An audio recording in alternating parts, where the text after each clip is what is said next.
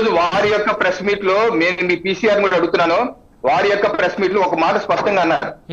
ఎప్పుడైతే ఎన్నికల ప్రవర్తన నియమాలు వచ్చాక ముఖ్యమంత్రి పాత్ర కేవలం తాత్కాలికమే, వారి యొక్క పాత్ర ఏమి ఉండదు, కేవలం ప్రకృతి విపత్తులు వచ్చినప్పుడు మాత్రమే సమీక్ష చేస్తారు, వారి పాత్ర ఏమి ఉండదు.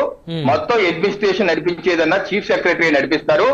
రాష్ట్ర సిఇఓ గారు పక్షపాత ధోరణిలో ఉండకుండా ఉంటే జగన్ ప్రభుత్వానికి అడ్వాంటేజ్ ఉంటుంది అని చంద్రబాబు నాయుడు గారు సిఇఓ మీద ఒత్తిడి తెస్తున్నారు అని అన్నారు. Note this point. Jaganmohan Reddy గారి ప్రభుత్వానికి అడ్వాంటేజ్ ఉంటుంది ఎవరుంటే, చీఫ్ సెక్రటరీ ఉంటే.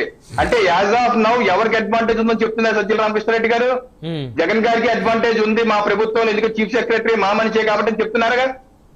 మరి వాళ్ళు మాకే అడ్వాంటేజ్ ఉందని చెప్తూ మరో పక్క సిఇఓకి వైరస్ వచ్చింది, కరోనా వచ్చింది, డెంగ్యూ వచ్చింది అంటాం ఎంతవరకు కరెక్ట్ అండి?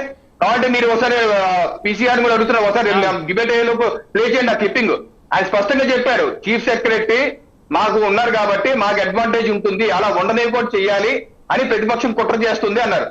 అంటే మీరు ప్రతిపక్షంలో ఉన్నప్పుడు 2019 చీఫ్ సెక్రటరీ మార్చి లెవెల్ ప్లేయింగ్ ఫీల్డ్ తీసుకొచ్చిన అందరూ కూడా చీఫ్ సెక్రటరీ జవహర్ రెడ్డి గారిని కౌంటింగ్ టైం కి మార్చాలి అని చెప్పేసి డిమాండ్ చేస్తున్నారు కదా.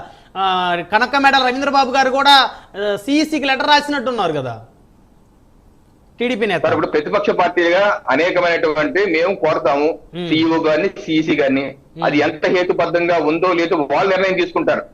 ఏ రకంగా రాజ్యాంగం విజయసాయి రెడ్డి గారికి హక్కు కల్పించిందో, 2019లో ఏ హక్కులు అధికారంతో ఉండి ఆయన సిఇసి గారికి లేఖలు రాశారో అలాంటి హక్కు అధికారాలు మాకు కూడా ఉంది కాబట్టి మేము రాస్తాం. దానిలో సహేతుకంగా ఉందా లేదా, నిజం ఏంటి, అబద్ధం ఏంటి వాళ్ళు నిర్ణయం తీసుకుంటారు. దానిలో మా పాత్రే ఉండదు.